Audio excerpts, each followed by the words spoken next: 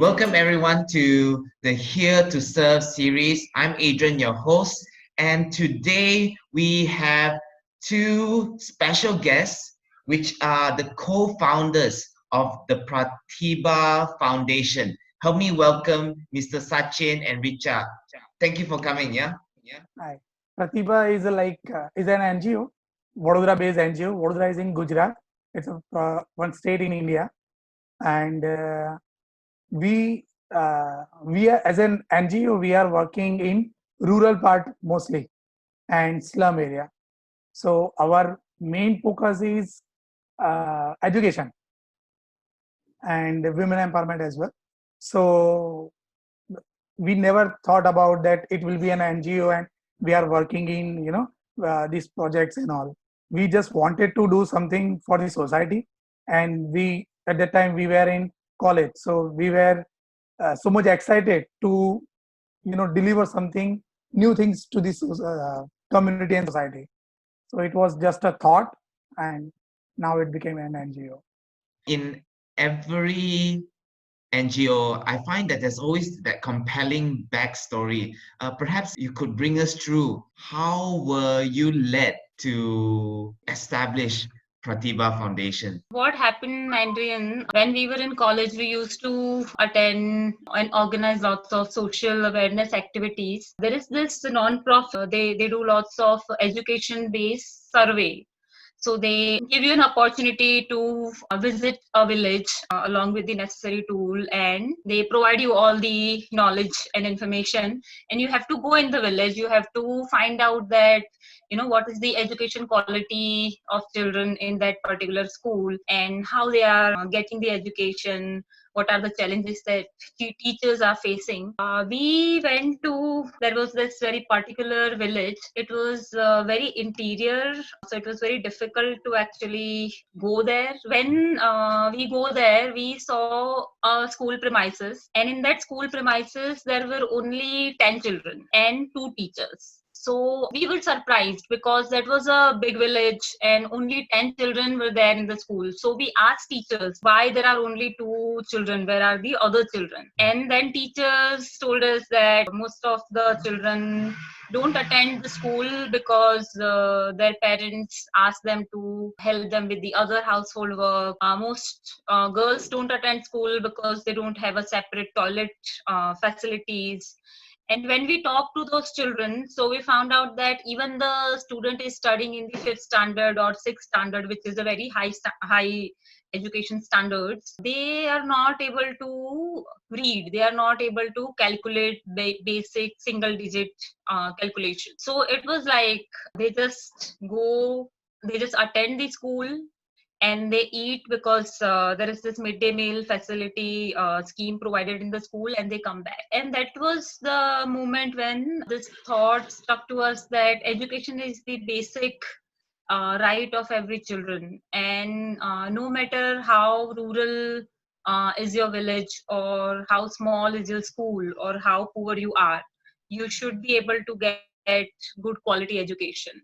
And that's how we started one of our project. Its name is S.K.Y, School for Kids by Youth, and we started Pratibha Foundation in the year 2011. Before, we did lots of voluntary activities along with other volunteers, along with our friends. We also worked a lot with special needs children. We officially registered it in 2011 once we actually able to understand that what is the quality of education in the rural and the poorest part of India. Well, thank you very much for the backstory, Richa.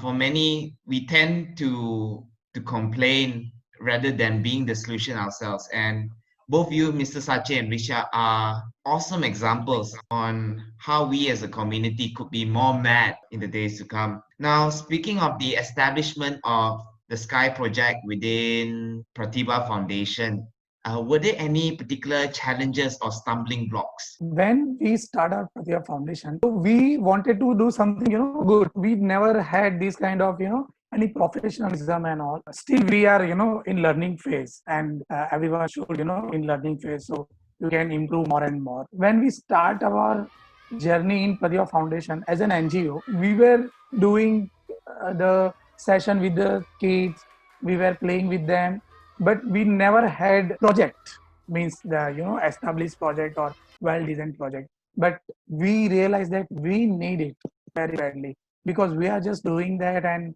we are just spending time with them, nothing, it's change and all. We decided to plan a project named Sky.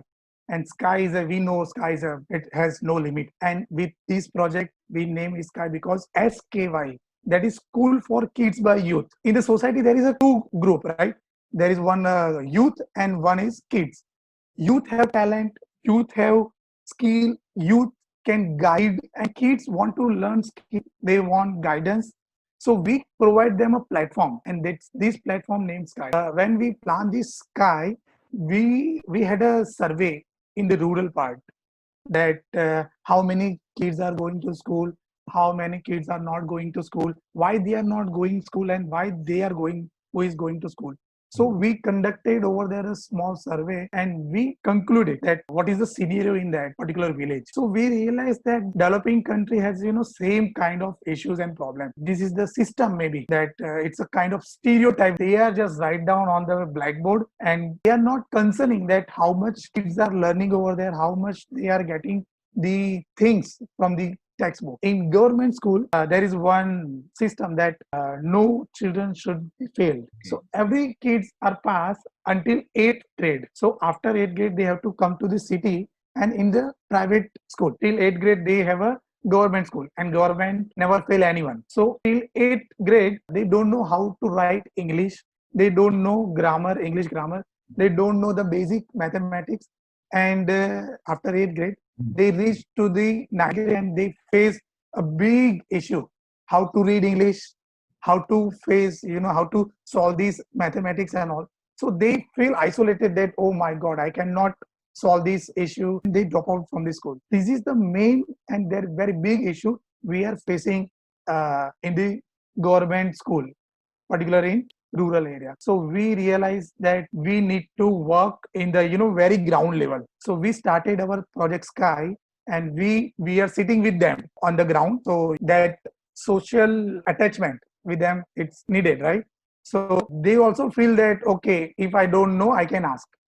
If I cannot learn something, I am not getting anything, so they can ask us anytime. Of course, when we when we work with children, when we work in a poorest and the most rural parts of any city, any district, any state, there are different communities, different religion people. There are people who are literally don't want to send their daughters to school. That's a really big issue, because it's like they always feel that there is no need for a girl child to get education, because ultimately they are going to get married and it's not going to add on anything to the economy wise or financially wise to the family. Apart from that, it is very important to create a education system or a place where children feel safe, they enjoy coming there, they look at the education as an interesting thing to do.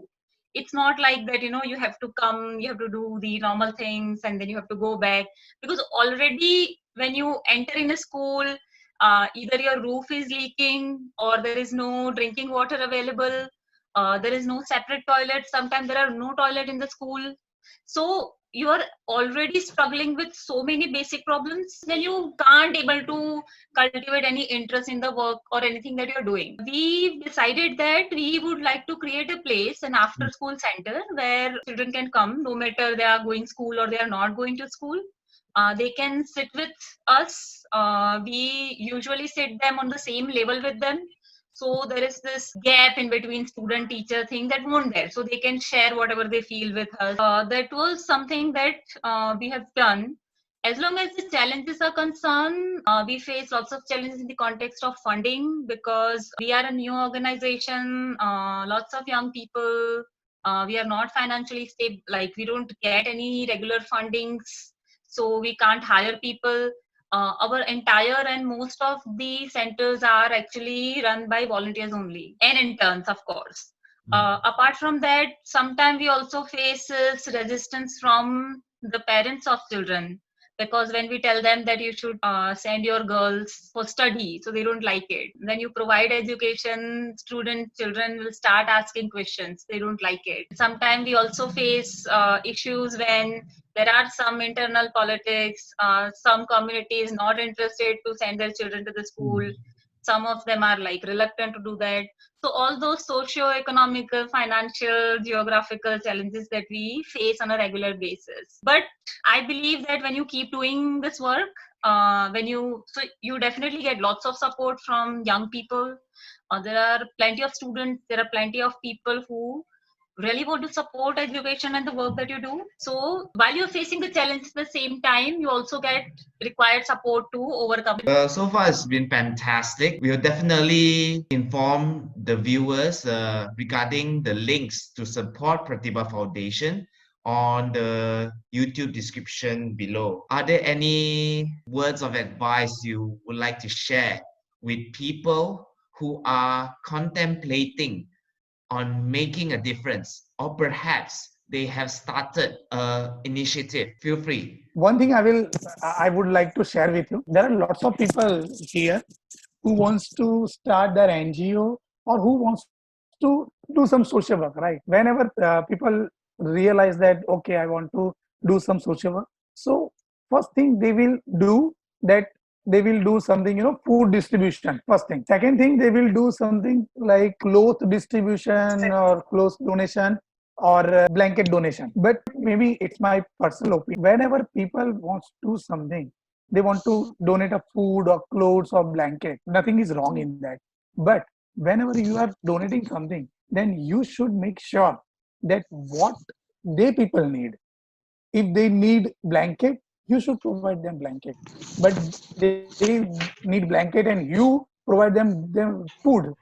It's like nothing to them. They are hungry. They cannot eat blanket, right? Yeah. So first of all, they need to understand the what is the requirement of these people whom you are going to help. Whenever you have thought that I want to do some social work or I want to help someone, then you need to do kind of survey, or you need to understand the requirement of the particular this group or community or these people, that what they really need. Yes, Richard. Lots of young people want to bring lots of change, and that is, I think, really great thing about humanity that I love the most. Of course, when you start something, you do face challenges. You feel that, okay, I can't go beyond this point because either I don't have skill or I don't have capabilities financially, or I'm not able to communicate my intentions properly to the community. So I suggest that start with small. It's not